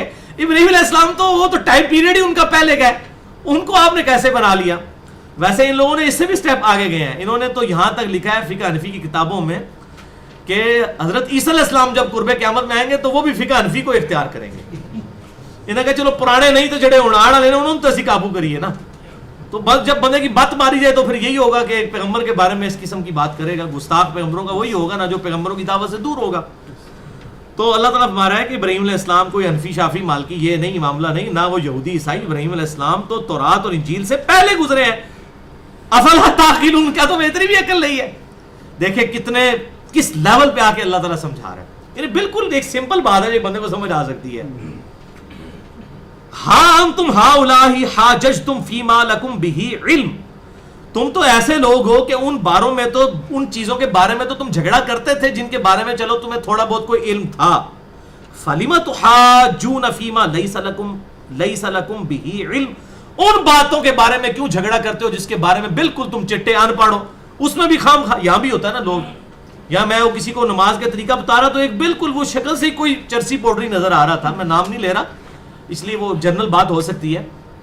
تو وہ مجھ سے وہ رفع الیدین کا مسئلہ پوچھ رہا تو وہ بندہ آگے کہتا ہے جی میں دساں جی اے بت رکھ کے آندے سن تا رفع الیدین ہوندا سی. یعنی یہ ہم لوگوں کی حالت ہے کہ کچھ پتہ نہیں ہوتا فوراً بتا دیتے ہیں جی منو سب تو زیادہ پتہ ہے. تو اللہ تعالیٰ ہمارا ہے کہ اے یہود و نصارہ جن چیزوں کے بارے میں تمہیں علم نہیں تھا اس میں جن کے بارے میں تھوڑا بہت پتہ تھا اس میں تو تم اپنی تقریر بازی کرتے تھے. جس چیز کا تمہیں علی بے نہیں پتا اس میں تم جھگڑے کیوں کرتے ہو؟ یعنی ایک غریب تو بدتمیز، ایک بے علم، اور اوپر سے اتنا پر اعتماد اور کانفیڈنٹ. یہاں بھی اکثر لوگوں کو جب بتائے نا اور جی اسی تے آج تک نہیں چھوڑا تو بڑا بڑا لاما ہے، تو بچپن تو لے کے ہوں تک قرآن دی اسی پڑھتا رہے تو آج تک نہیں سنا. یہ تو ہونا چاہیے کہ میں نے نہیں سنا مجھے بتائیں کہاں لکھا ہوا ہے. اعتماد ایسا ہوتا ہے کہ کوئی کتاب و سنت سے شغف نہیں ہوتا اور اتنے تو اسی طرح آج تک سنیا. یعنی مراد یہ کہ اسی تو پوری زندگی قرآن و سنت پڑھ رہے ہیں تو سامنے نہیں پتہ لگا. یہ وہ چیز ہے. تو اللہ تعالیٰ ماتا ہے ان چیزوں میں تو تم جھگڑا کرتے ہی تھے، ان میں بھی جھگڑا کر رہے ہو کہ جن کے بارے میں تمہارے پاس علم ہی کوئی نہیں ہے رتی برابر. واللہ یعلم وانتم لا تعلمون، اللہ کو علم ہے تم تو بالکل جاہل ہو، تمہیں تو علم ہی نہیں ہے. ما کان ابراہیم یہودیا ولا نصرانیا، او ابراہیم نہ یہودی تھے وہ، نہ نصارہ میں سے تھے، نہ جیوز تھے، نہ کرسچنز میں سے تھے. ولکن کان حنیفا مسلما، بلکہ وہ سب سے ٹوٹ کر ایک اللہ کے ہونے والے اور مسلم سر تسلیم خم کرنے والے. وما کان من المشرکین، اور وہ مشرک تو نہیں تھے. اس کے اندر ٹونٹ ہے ان کے لیے کہ تسی تو رج کے مشرک ہو، ابراہیمی کہندے ہو اپنے آپ کو، ابراہیم تو مشرک نہیں تھا. یہ بات ہے. اب اللہ تعالیٰ نے بتایا ہے کہ ابراہیم علیہ السلام کیا تھے اور ابراہیم علیہ السلام ابراہیمی کون ہے. اچھا اب اس آیت کو آپ اپنے اوپر بھی ٹرانسفر کر لیں. مجھے ڈاکٹر اسرار صاحب کی بات یاد ہے، انہی سے مستعار لیے، لہذا میں ان کا نام لوں گا رحمہ اللہ. اللہ تعالیٰ ان کی غلطیاں معاف کرے، ان کو نیک کاموں کا اجر دے. ڈاکٹر اسرار صاحب جب بھی ان آیات پہ پہنچتے تھے ایک جملہ بولتے تھے، ما کان ابراہیم یہودی ولا نصرانی، ابراہیم علیہ السلام نہ تو یہودی تھے اور نہ وہ نصارہ تھے بلکہ مسلم تھے. تو کہتے تھے اے مسلمانوں، محمد الرسول اللہ نہ وہ بریلوی تھے، نہ دیوبندی تھے، نہ اہل حدیث تھے، نہ شیعہ تھے، وہ مسلم تھے. بالکل امپلائڈ ہے اس کے اندر بات، زبردست بات کرتے تھے کہ اگر ہمیں یہ بات کہی جا رہی ہے نا کہ ابراہیم علیہ السلام مسلم تھے، تم ان کو اس طرح ڈیوائیڈ نہ کرو یہود و نصارہ اپنی اپنی پارٹی بازیوں کے اندر. تو رسول اللہ صلی اللہ علیہ وسلم بھی پوری امت کے پیغمبر ہیں. بریلوی، دیوبندی، اہل حدیث، شیعہ، حنفی، شافعی، مالکی، حنبلی، ان کے اندر ڈویژن نہ کرو. اپنے آپ کو اگر کہنا ہی ہے کسی نے کو محمدی کہہ دے، مسلم کہہ دے، اس کی نسبت کی وجہ سے. اب اللہ تعالیٰ بتا رہا ہے، یہ جو آتا ہے نا کچھ بھی ہے اللہ تیرے محبوب کی امت سے، اب اللہ تعالیٰ بتا رہا ہے کون محبوب کی امت سے، کون ابراہیمی ہے. ان اول الناس بابراہیم للذین اتبعوا، ابراہیم کا تو قریبی وہ ہے جو ان کی پیروی کرے گا، جو ان کی اتباع کرے. اب آپ اس کو یہی سمجھ لیں کہ رسول اللہ صلی اللہ علیہ وسلم کا صحیح جانصار وہ ہے جو ان کی پیروی کرے. قل ان کنتم تحبون اللہ فاتبعونی، اے محبوب صلی اللہ علیہ وسلم ان سے فرماؤ کہ اگر اللہ سے محبت کرتے ہو تو پھر میری اتباع کرو. اگر اللہ کی محبت کے لیے رسول اللہ کی اتباع کی ضرورت ہے تو رسول اللہ کی محبت کے لیے بھی تو رسول اللہ کی اتباع کی ضرورت ہے. یحببکم اللہ صلی اللہ علیہ وآلہ وسلم، پھر اللہ تم سے محبت کرے گا. اس پہ میرا مسئلہ نمبر 100 ہے، 100 نمبر مسئلہ، رسول اللہ صلی اللہ علیہ وسلم کی اپنی امت سے محبت کا بیان. اس میں نے کئی ایک احادیث بتائی ہیں اس حوالے سے کہ آپ صلی اللہ علیہ وسلم کا سچا محب کون ہے، جس کو آج ہماری ماڈرن لینگویج میں عاشق رسول کہا جاتا ہے. یہ لفظ ویسے مناسب نہیں ہے، ہم حرام تو نہیں سمجھتے اس لفظ کو، لیکن یہ کہ مناسب نہیں ہے کیونکہ یہ نوٹوریس ورڈ ہے. عموماً یہ عشق کا لفظ جو ہے وہ سیکشول محبت کے لیے استعمال ہوتا ہے، لیکن ہم حسن ظن رکھتے ہیں. ظاہر ہے جو کر رہا ہوتا ہے الفاظ کا میں نہیں اتنی باریکیوں میں پڑھتا، میں دوسروں کے بارے میں حسن ظن، میری لوگ باریکیاں پکڑتے ہیں نا الفاظ میں، تو میں اگر ان کے بارے میں یہ ہوں نا کہ یار نہ اتنی باریکیاں پکڑا کرو، تو میں بھی ان معاملوں میں اتنا سخت نہیں ہوں. اگر کوئی لفظ استعمال بھی کر لیتا ہے، ڈاکٹر اسرار صاحب بھی کر لیا کرتے تھے، تو اس میں کوئی ایسا نہیں ہے کہ کوئی اس نے گستاخی کر دی نبی صلی اللہ علیہ وسلم کی. مناسب اور غیر مناسب کی بات ہو سکتی ہے، نیت جو ہے وہ اللہ کے سپرد ہے. تو بے شک ابراہیم علیہ السلام کے سب سے قریب تو وہ ہیں جو ان کی اتباع کرتے ہیں. وَهَذَا النَّبِي، اور یہ نبی صلی اللہ علیہ وسلم، اے مشرکین عرب، اے یہود و نصارہ جو تم میں نبی بنا کر بھیجے گئے ہیں، هَذَا النَّبِي، یہ نبی ہیں اصل میں ابراہیمی. تم کہہ رہے ہو ہم ابراہیمی ہیں، ابراہیم علیہ السلام یہودی عیسائی تھے. وَالَّذِينَ آمَنُوا، اور جو ان پر ایمان لائے گا وہ ابراہیمی ہوگا. وَاللَّهُ وَلِيُّ الْمُؤْمِنِينَ، اور اللہ تعالیٰ مومنین کا پشت پناہ ہے. الحمدللہ. ابراہیم علیہ السلام کے حوالے سے یہ گفتگو مکمل ہوئی. اب یہ بقیہ کی آیات مکمل کرتے ہیں جلدی جلدی. آیت نمبر سورۃ النحل کی 124. انما جعل السبت علی الذین اختلفوا فیہ، صرف انہی لوگوں پر ہفتے کے دن کی پابندی لگائی گئی تھی جنہوں نے اختلاف کیا تھا. جب بھی کوئی اختلاف کرتی ہے امت، اپنے وقت کے پیغمبر کو تکلیف دیتی ہے، تو اس کے اوپر پابندیاں آ جاتی ہیں. ان میں سے ایک پابندی ہفتے کے دن کی آ گئی یہودیوں کے اوپر کہ اس دن ان کو شکار کرنا منع تھا. سورۃ الاعراف میں آتا ہے پھر انہوں نے شکار کیا ہیلا بازیوں کے ساتھ، اللہ نے ان کو پھٹکارے ہوئے بندر اور خنزیر بنا دیا. وَلِعَوْذُ بِاللَّهِ تعالی. اس حوالے سے صحیح بخاری اور مسلم کی ایک حدیث ہے. اللہ کے محبوب صلی اللہ علیہ وسلم فرماتے ہیں کہ سب سے پہلے اللہ تعالیٰ نے جمعے کا دن یہودیوں پر پیش کیا، لیکن انہوں نے اس دن کو قبول نہیں کیا، انہوں نے ہفتے کو اختیار کر لیا اپنی مرضی سے. پھر اللہ تعالیٰ نے نصارہ پہ جمعے کا دن پیش کیا، انہوں نے اتوار چوز کر لیا، جمعے کے دن کی قدر نہیں کی، اور اللہ نے میری امت کی رہنمائی جمعے کے دن تک کر دی. میری امت نے یہ جمعے کا دن قبول کر لیا. اب قیامت والے دن سبقت لے جانے والی امت میری ہوگی. الحمدللہ. اور اسی طریقے سے صحیح مسلم میں ایک حدیث ہے کہ آپ صلی اللہ علیہ وسلم نے فرمایا کہ جمعے کا دن باقی دنوں کا سردار ہے. اسی دن ابراہیم علیہ السلام، اسی دن آدم علیہ السلام کو اللہ نے پیدا کیا، اسی دن وہ جنت میں داخل کیے گئے، اسی دن وہ نکالے گئے، اور اسی دن قیامت قائم ہوگی. جمعے کے دن یہ اللہ تعالیٰ کی طرف سے ایک اسپیشل پروٹوکول کا دن ہے. جامع ترمذی میں حدیث ہے کہ جمعے کا دن جو ہے مسلمانوں کے لیے عید کا دن ہے. اصطلاح ہے، ویسے تو جو شرعی عیدیں ہیں وہ تو دو ہی ہیں، لیکن اصطلاح یہ عید کا دن، جمعے کا دن، یہ 52 عیدیں تقریباً سال میں یہ بھی بنتی ہیں. اور تیسری حدیث سنن نسائی اور ابن ماجہ کے اندر موجود ہے، سنن ابی داؤد کے اندر بھی، کہ آپ صلی اللہ علیہ وسلم نے فرمایا کہ جمعے کے دن مجھ پر کثرت سے درود پڑھا کرو، بے شک تمہارا درود میری بارگاہ میں پیش کیا جائے گا. ایک صحابی نے عرض کی بڑی جرت کر کے کہ اے اللہ کے محبوب صلی اللہ علیہ وسلم، جب آپ فوت ہو جائیں گے اور مر کر مٹی ہو جائیں گے، کیا تب بھی؟ آپ نے فرمایا اللہ تعالیٰ نے حرام کر دیا ہے انبیاء کے لیے کہ ان کے جسموں کو مٹی کھائے۔ تو نبی صلی اللہ علیہ وسلم پر درود شریف جمعے والے دن ضرور اس چیز کا اہتمام کرنا چاہیے، کم از کم 100 دفعہ تو ہم ضرور پڑھا کریں جمعے والے دن پروٹوکول کے ساتھ۔ تو یہ جمعے کا دن اسپیشلی مسلمانوں کو اللہ کے محبوب صلی اللہ علیہ وسلم کے ذریعے تحفہ دیا گیا۔ تو اللہ تعالیٰ ہمارے ہفتے کے دن انہوں نے اختلاف کیا، وَإِنَّ رَبَّكَ لَيَحْكُمُ بَيْنَهُمْ يَوْمَ الْقِيَامَةِ، اور بے شک آپ کا رب فیصلہ کر دے گا ان کے درمیان قیامت کے دن، فِيمَا كَانُوا فِيهِ يَخْتَلِفُونَ، اس چیز کے بارے میں جو دنیا میں وہ اختلاف کیا کرتے تھے۔ اُدْعُوا إِلَىٰ سَبِيلِ رَبِّكَ بِالْحِكْمَةِ، اے محبوب صلی اللہ علیہ وسلم بلائیے لوگوں کو اللہ کے راستے کی طرف حکمت کے ساتھ، اللہ اکبر، وَالْمَوْعِظَةِ الْحَسَنَةِ، اور اچھے واعظ کے ذریعے، وَجَادِلْهُمْ بِالَّتِي هِيَ أَحْسَنُ، اور مجادلہ کیجئے احسن طریقے کے ساتھ، یعنی جو بکے ہوئے لوگ ہیں، بات ماننے والے نہیں، ان کے ساتھ پھر علمی مجادلہ کیجئے احسن طریقے کے ساتھ۔ إِنَّ رَبَّكَ هُوَ أَعْلَمُ بِمَنْ ضَلَّ عَنْ سَبِيلِهِ، بے شک آپ کا رب خوب جانتا ہے کہ کون راہ راست سے خود بھٹکا ہوا ہے، کون مکرا بن کے لیٹا ہوا ہے۔ اب ایک بندہ آنکھیں بند کر کے لیٹا ہے، اس کی نیت ہی نہیں اٹھنے کی، آپ اسے نہیں اٹھا سکتے۔ ہاں جو بیچارہ سویا ہوا ہے وہ تو فجر کے لیے اٹھائیں گے تو اٹھ جائے گا، لیکن جو آنکھیں بند کر کے لیٹا ہے اس کی نیت نہیں اٹھنے کی، اللہ کو پتہ ہے کون خود گمراہی کمانا چاہتا ہے۔ وَهُوَ أَعْلَمُ بِالْمُهْتَدِينَ، اور وہ خوب جانتا ہے ہدایت پانے والے لوگوں کو۔ اسی کے کانٹیکسٹ میں ہم نے پچھلی 4 صبر آزما قسم کی نشستیں کور کی ہیں 8 گھنٹوں میں، مسئلہ نمبر 124 A B C اور D۔ انجینئر محمد علی مرزا پر بعض علماء کی جانب سے 10 جھوٹے الزامات کے علمی جوابات، اسی آیت کے کانٹیکسٹ میں ہم ڈیٹیل سے 8 گھنٹے کی گفتگو کر چکے ہیں، لہٰذا آج میں اس کی ڈیٹیل میں نہیں جاؤں گا۔ اور مسئلہ نمبر 71B میرا ریکارڈ ہے، انڈیا اور پاکستان کے بزرگوں کی 19 گستاخانہ عبارتوں کا تحقیقی جائزہ، وہ جادلہم باللتی ہی احسن کے تحت میں نے مجادلہ کیا ہے۔ جن بزرگوں کی وجہ سے لوگ کتاب و سنت سے ہٹے ہوئے ہیں، ان بزرگوں کی میں نے فاش غلطیاں کتاب و سنت کے خلاف جو تھیں، گستاخانہ، ویسے غلطیاں تو ہزاروں میں ہیں، جو نبی صلی اللہ علیہ وسلم اور اللہ کی شان میں گستاخیاں ہیں وہ پوائنٹ آؤٹ کی ہیں، اور وہ لیکچر الحمدللہ ہزاروں لوگوں کی ہدایت کا سبب الحمدللہ بنا ہے۔ کتاب و سنت کے منہج پر لانے کے لیے سب سے ایفیکٹو لیکچر 71B، اور اسی پر ایک ریسرچ پیپر ہے بزرگوں کی اندھا دھند پیروی کا انجام۔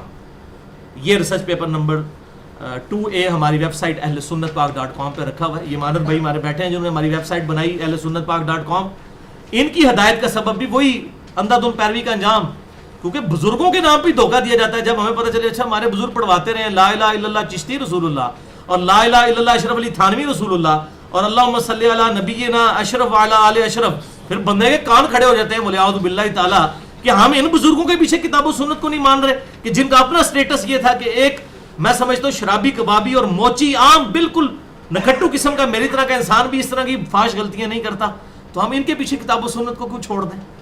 تو وہ اس لیے ان کا مقصد تھا وہ جادلہم باللتی ہی احسن، مجادلہ کیا تھا۔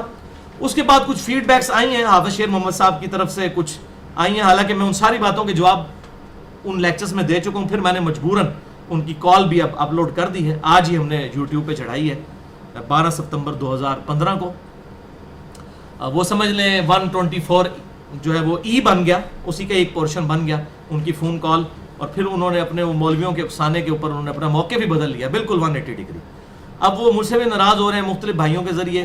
میں نے کہا کہ اگر یہ اس طرح کا وہ خود نہ کرتے تو اپنی عزت تو انسان کے اپنے ہاتھ میں ہوتی ہے، جب انسان مسلک پرستی کے لیے حق بات سے اناد کرے۔ پہلے جو کچھ فون پہ کہا ان کی دل کی آواز تھی، بعد میں انہوں نے جو کچھ کہا وہ ان کے مسلک کے بچانے کی آواز تھی۔ تو اللہ تعالیٰ نے ہمیں حکمت دی، اور میں نے یہ کال ایک ہی ان کی کال ریکارڈ کی تھی، وہ اسی لیے کہ کبھی ضرورت پڑی، ورنہ تو کالیں ان کی کافی آتی تھیں۔ وہ الحمدللہ اللہ تعالیٰ نے یہ دل میں ڈالی بات، اور آج وہ کال ہمارے کام آئی ہے، ورنہ مجھے ایک لیکچر اور دینا پڑتا، جان چھوٹ گئی الحمدللہ۔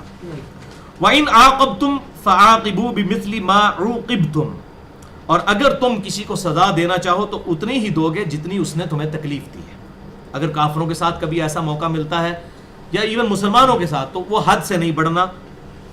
مَا عُوقِبْتُمْ بِهِ وَلَئِنْ صَبَرْتُمْ، اگر تم صبر کر لو، لَهُوَ خَيْرٌ لِلصَّابِرِينَ، تو صبر تو سب سے بہتر ہے صبر کرنے والوں کے لیے، وہ تو ظاہر ہے پھر اللہ تعالیٰ کے ذمہ اجر ہو جائے گا۔ وَاصْبِرْ وَمَا صَبْرُكَ إِلَّا بِاللَّهِ، اور صبر کیجئے اے محبوب صلی اللہ علیہ وسلم، اور آپ کا صبر بھی نہیں ہوگا مگر اللہ ہی کی مدد سے۔ وَلَا تَحْزَنْ، اور رنجیدہ نہ ہو، عَلَيْهِمْ، ان پر، ولا تک فی ضیق مما یمکرون، اور ان کی ہٹ درمی کی وجہ سے آپ غم زدہ نہ ہو جائیں ان کی فریب کاریوں کے اوپر. نبی صلی اللہ علیہ وسلم بہت ٹینشن لیتے تھے، تو اللہ تعالیٰ نے آپ ٹینشن نہ لیں، جس نے ہدایت قبول کرنی کرے گا، جس نے نہیں کرنی دوزخ میں جانا چاہتا ہے جائے. انا ہدیناہ السبیل اما شاکرا و اما کفورا، ہم نے تو ہدایت واضح کر دی ہے، چاہو تو مانو چاہے انکار کرو. اگر خود دوزخ میں جانا چاہتا ہے جائے، اس سے زیادہ اور کیا نیکی ہوگی. اللہ تعالیٰ کی طرف سے مہربانی اور رحم کیا ہوگا، کتابیں بھیج دی، پیغمبر بھیج دی علیہم السلام. ان اللہ مع الذین اتقوا، بے شک اللہ تعالیٰ تو ساتھ ہے پرہیزگاروں کے، دودھ پینے والے مجنوں نہیں، اللہ کے فرما بردار تابع فرمان اللہ تعالیٰ کی اطاعت کرنے والوں کے ساتھ ہے. والذین هم محسنون، اور ان لوگوں کے ساتھ ہے جو نیکوکار ہیں. نیکوکار بھی درجہ احسان والے، اعلیٰ ترین نیکی کرنے والے لوگ. الحمدللہ سورۃ النحل بھی کنکلوڈ ہوئی. الحمدللہ 190 نمبر لیکچر میں ہماری 14 پارے بھی مکمل ہو گئے. میرا خیال ہے اب ہم کوشش کریں گے 190 لیکچر اور نہ ہوں قرآن پاک کمپلیٹ کرنے کے لیے، 100 لیکچرز کے اندر اندر ہو جائے، کیونکہ کافی ڈیٹیل موضوعات تو ہمارے کور ہو چکے ہیں اور بڑی خوشی کا موقع ہے اس حوالے سے. اب سورہ بنی اسرائیل میں بڑا مشکل ترین ٹاپک آ رہا ہے انشاءاللہ اگلی دفعہ واقعہ معراج کے حوالے سے. ابھی تو میں وعدہ نہیں کرتا، میں کوشش کروں گا کیونکہ بڑی ایمبیگوٹیز ہیں ان کے اندر، اس واقعے کے اندر. تو اگر تو میری تیاری ہو گئی اس ایک ہفتے کے اندر، پھر تو میں واقعہ معراج کو ڈیٹیل سے اس کے سارے اختلافی موضوعات ڈسکس کروں گا مسئلہ نمبر 126 کے نام سے. آج کا تو لیکچر یہ اسپیشل لیکچر ہے، یہ بھی انشاءاللہ مسئلہ نمبر 125 کے نام سے اپلوڈ ہوگا. بہت اسپیشل لیکچر ہے الحمدللہ، سینکڑوں لیکچرز پہ بھاری ہے الحمدللہ. آپ کو اندازہ ہو گیا کئی ایک ٹاپکس اس کے اندر کور ہوئے ہیں. تو اگر وہ چیزیں تیار نہ ہو سکیں تو پھر انشاءاللہ ہم اس کو سکپ کریں گے. پھر کبھی موقع ملا تو واقعہ معراج کو ڈسکس کریں گے. ہم سورہ بنی اسرائیل کا پھر ترجمہ انشاءاللہ شروع کریں گے. اللہ تعالیٰ سے دعا ہے جو حق بات میں نے کہی اللہ تعالیٰ ہمارے دلوں میں راسخ فرمائے. اگر جس بات میں میرے منہ سے کوئی غلط بات نکل گئی تو اللہ تعالیٰ ہمارے دلوں سے معاف کر دے. ہمیں کتاب و سنت کی تعلیمات پر عمل کر کے دوسرے بھائیوں تک پہنچانے کی توفیق عطا فرمائے. سبحانک اللہم و بحمدک، اشہد ان لا الہ الا انت، استغفرک و اتوب الیک، وما علینا الا البلاغ المبین.